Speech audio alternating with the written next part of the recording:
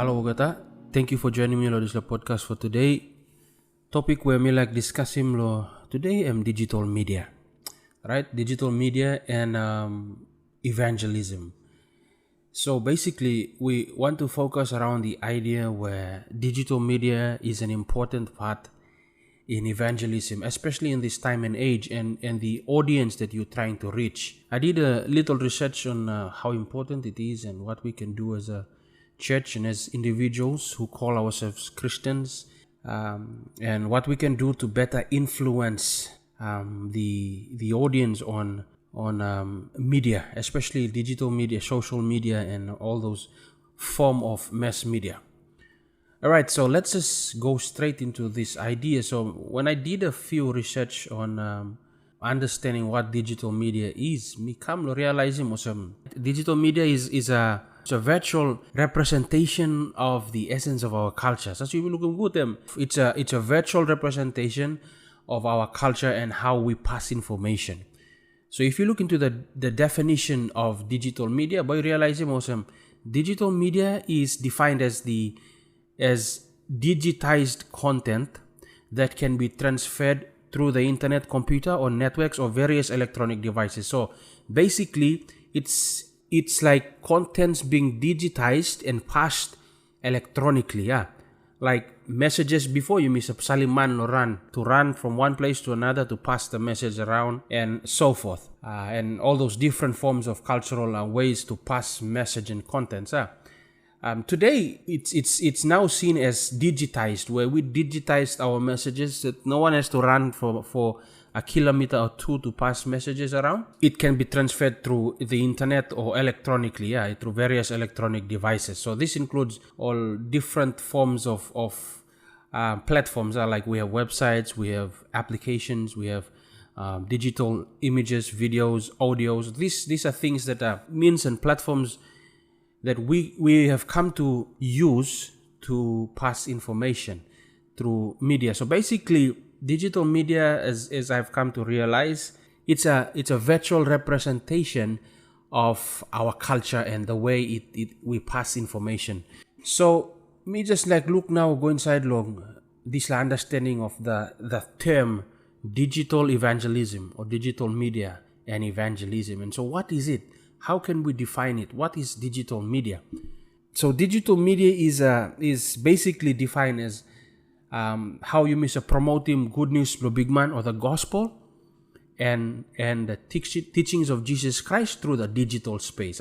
So while we have pulpits there as our platform, and we have other means that we practically go to stand and do to pass the message belong God or the gospel or the good news, as we say, digital media becomes the space in which we also pass the message of Jesus Christ and the good news and His love through the different digital platforms. So there's a statement out now that people use, also talk digital evangelists. So we have evangelists, we have church evangelists, where we have people, public evangelists, who stand up in front and they preach in public. Now we have a term that is used for people who basically speak about the good news but through digital means, and so they call them digital evangelists. Okay, those are people who engage in digital evangelism. So basically, as we know, the traditional way of witnessing for Christ, digital media also adapted the same concept, just like the way we see culture and how we pass our messages, and how digital media came into the space and represent it through the virtual form. So that is basically what digital media is, or digital evangelism is. So according to a Christian tech expert, humanity's relationship with technology goes way back to creation. So the principle that we have inside long technology goes back to creation. The principle of Christians or humanity in relation to technology go back to creation. So let me contextualize this aspect first. reaching the online audience is a very crucial aspect in today's digital age. As more and more people as more and more people tend to the internet for information and connections and spiritual explorations, you kind of see that the context of the audience, you kind of see that the audience is shifting away from asking pastors and asking experts. They are now going to the online space to ask for information, to find connections, and to also find exploration, to explore the spiritual journey, or to understand the spiritual journey and what it means to be connected to a spiritual realm. So the context in which digital evangelism is coming from is from the perspective where people are now looking for answers in the digital space. So you kind of see that the digital space, it provides an opportunity to connect with a lot of individuals, whereas if you were to try to connect on an individual base in real time perspective. So that now provides us with the opportunity to connect with individuals who are not reachable through the traditional methods of evangelism. There are people who don't like to go and sit in public places to listen to a sermon, or people who don't want to go to church because they are judged by the way they look or the way they conduct themselves. So the digital space becomes a very important part to reach people that are untraditionally familiar with the method that we use. So the digital space becomes the leverage for us. It becomes our digital tool. It helps us engage with people from diverse backgrounds, culture, and geographical locations where you cannot reach. Okay, the digital space can. So how do we kind of see that the relationship between humanity and technology right from the beginning? And that takes us back to Genesis chapter 2 verse 15, where you see God and placed him, Adam and Eve, inside the garden and commanded them. Now remember, sin has already came into this world now. By the time Genesis chapter 2 verse 15 them come and said them, talk to them, okay, look, work it and watch over it. Okay, in doing this, they had to develop tools. Now, for you to work in a garden, for you to come to realize that, okay, I have to work for my food, I need to develop tools. Tools by which it helps me better work or till the ground. So I'm pretty sure that over time, Adam realized that, no, I need to use a stick to help. My hands are not that strong to dig into the ground, so I have to use a stick. So he started trying to develop ways in which he starts using tools or technology, all right? Those were technologies of the days where I need to use to dig. So he probably to that point where they started tying stones to a stick to dig.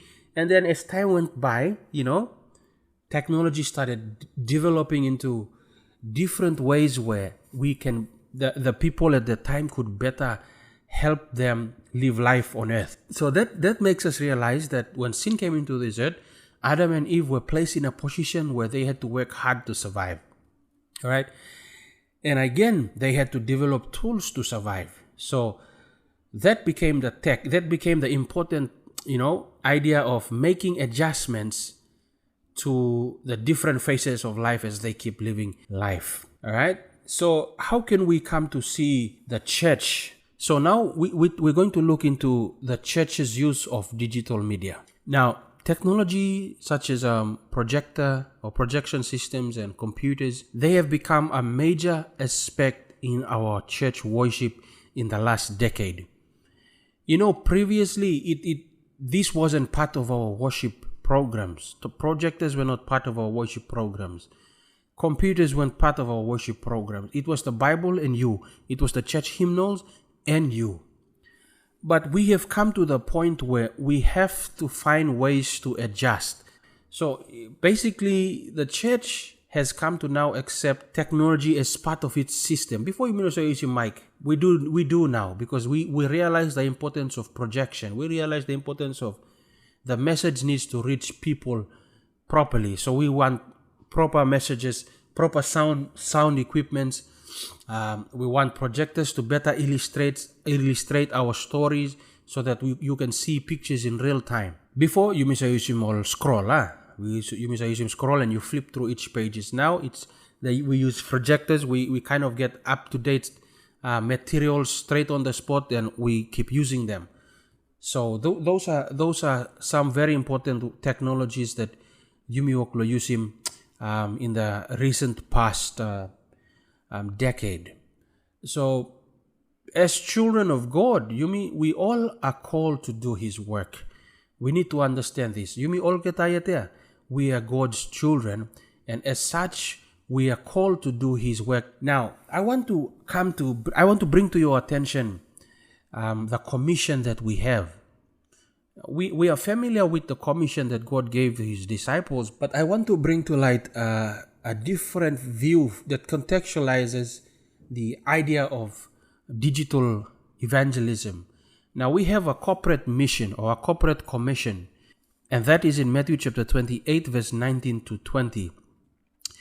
And Matthew chapter 28 says that, therefore, go and make... Now, here is the key statement in this commission, the corporate commission. I'd like to say it's a corporate commission that covers all of us. I'm talking, go and make disciples of, the key word, all nations, baptizing them in the name of the Father and of the Son and of the Holy Spirit. Now, the key statement in this commission that we overlook a lot of times is all nations. Make disciples of all nations. Now, at that point, at that time, the world around them, the disciples were the world was Jerusalem. It was all those places that surrounded that existed at that time. That was the world to the disciples. So they were able to reach it through going places, traveling to places. And the world was practically small for you to reach. Now we have scattered around the world, that the world has become much bigger. And this is where the statement comes in, where you, Mr. Tokolsam, this is a global village. This statement illustrates how the digital space have really pulled the world together into the palm of our hands. And so that is where you come to realize that the Bible becomes practically applicable to us in today's context. And so that corporate commission is the commission to all of us, whether you are a pastor or not, working in the mission or not. We have a role to make disciples for Jesus. Now, there is another commission that I'd like to say that God has made, that carries the same, God has inspired His writers to write, that carries the same principle as Matthew chapter 28. So I'd like to call it the personal commission. So you kind of see that God gives us a corporate commission, and He also gives us a personal commission. Now, when you look into the call to take up ministry, or the call to serve God, we are all called under one calling.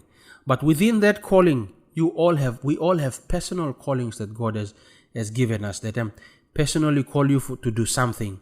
Some of us are called to be church planters. Some of us are called to be evangelists, administrators. We have a lot of different callings within the corporate calling. So the principle is like this. We have a corporate commission, but within the corporate commission, we do have personal, individual commissions that God has given us for us to come to realize. And I kind of identify that in Jeremiah chapter 1, verse 5, where you find it says, before I formed thee in the womb, I knew thee.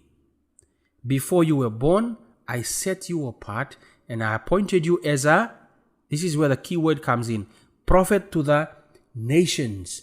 I'm not a prophet to the provinces, prophet to your village or your family, and put him in a way where when you were born, despite knowing that you will become a doctor, knowing that you will become a carpenter, or you will become a business owner, or accountant, or a lawyer, a politician, it doesn't matter. I'm talking, before I formed you, I knew you and I set you apart. I set you apart, me setting you apart now, me ordaining you. I placed a certain, appointment upon you, that when you are born into this world, despite of the career choice that you make, you are a prophet to the world that's around you. You are a prophet to the world that's around you. So you realize there's 4 components inside of this text.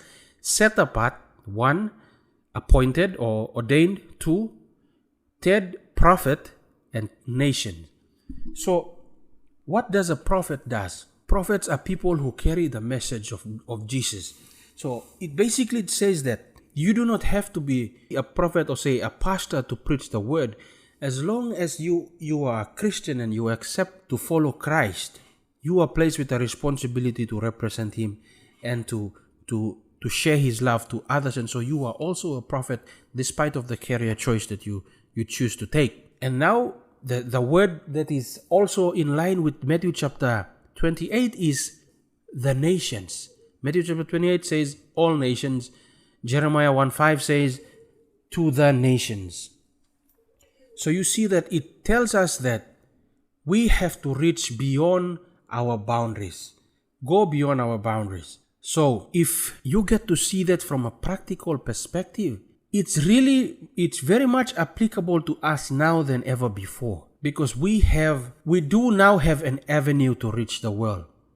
You can reach the world from your own rooms, from wherever you are, and still share the message of love. Still talk about God's goodness. Still talk about salvation, grace, forgiveness. All these things. You can reach the nations through the devices that you hold. And that's why some people they say that digital pulpits. We do have digital pulpits now in our hands.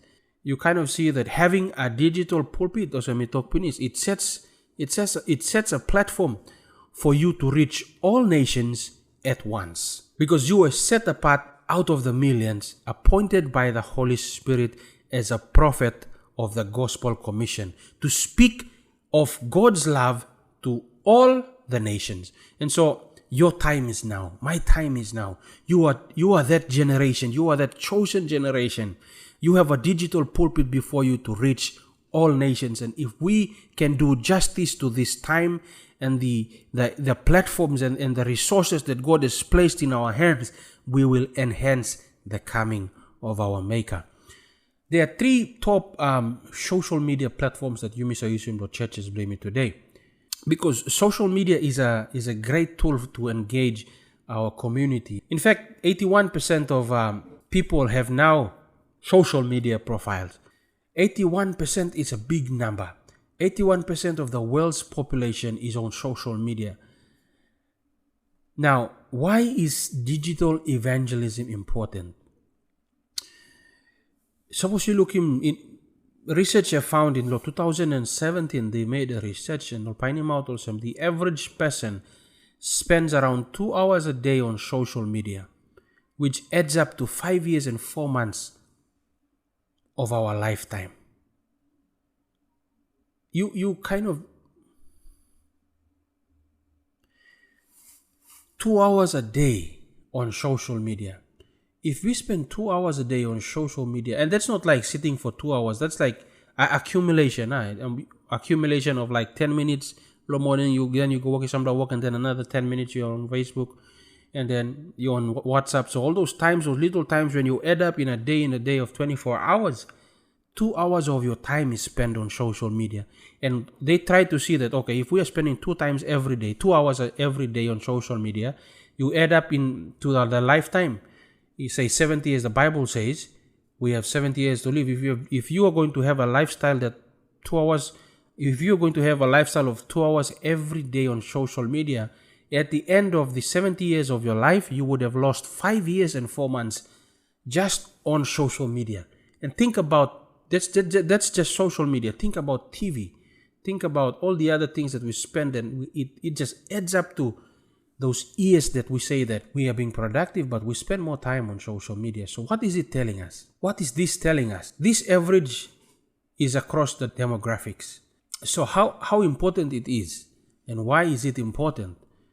All told, 20% of Americans regularly go to church. That means 80% of them do not. And where do you find them? Social media. They spend their time there. Social media. So it's simple. It's not rocket science for us to understand this. We go to meet them where they are. We go to meet them where they are, where they spend time. They come to realize that a lot of people spend so much time on social media. So how can we say that you meet time to invite them all come to church, and just 20% of them, our people, come to church, and the 80% are not. So tayo come to realize in this lah, we have to realize that we have to meet them where they are. And to meet them where they are is to create digital pulpits, because you kind of see that they spend more time on social media. So how can we reach this 80% of people who are online on social media? You mean we might say that 80% is Americans, or it's for the Americans and not us. You mean probably less than 80%. But when you look at the concept of reaching the world, these are the people that you also want to reach. These are the people that you also want to reach. You go beyond the world that you live in, the geographical context where you live in. So Google making one the research now publishing also. There are about 4 trending questions that Olmanok search on Google. I'm talking each year there are millions of Google searches for answers to these questions. And here are the questions that people will search him. The first one is God real? Is God real? Tingin mo sem this la question ya. Google em talk sem it's the most searched question in the recent years. The second question that is trending on Google is what happens when we die? When something's a come up that you may die. The other or the third question that is trending is how do I know that I am saved? And the fourth one is why is there so much suffering in the world today? You think also, millions of people are going for answers on the internet, on the platforms that are digital platforms, rather than asking their pastors and their counselors. All go online, ask him question. They're trying to look for answers. And the top question that is searching right now is God real? Think about it. If you know, and if you and I claim to have the truth of Jesus Christ in our hands, how can you answer that question? Because millions of people are searching for that answer. And if there's a lot of garbage online that if you as an individual can answer that question in a short statement, or just make a video, or write an article and present it on our radios, or an article and post it online, you might probably answer millions of people's question of is God real? What is this telling us? There are a lot of people who are looking for answers, and we expect them to be in church, and we find 300 people in church and we preach to them, and millions of people are looking for answers online. You are not just commissioned to reach the people that are around you. God them talk in the commission that you are prophet, your personal commission to all the nation, to all the nations. Make disciples of all nations. They are looking for answers. People are turning to the internet, to the digital space for answers. There's a great need for the Adventist message of hope here. Many people are hunting for the truth. They are entertaining suicidal thoughts. They feel there is no hope. They feel like there's no hope in situations. They turn to the internet for companionship, understanding, looking for information, and more. And today, it's easier for them to pour their hearts out online than to come meet with you and talk with you face to face. They would rather send you a message. They would rather WhatsApp you, or they'd rather post it on social media. And that is where you meet them. That is where you get to answer those questions. That is where you get to tell them that, look, suicidal thoughts will not get you anywhere. Give them inspirations. Talk to them about how real God is. These are questions that the people are asking.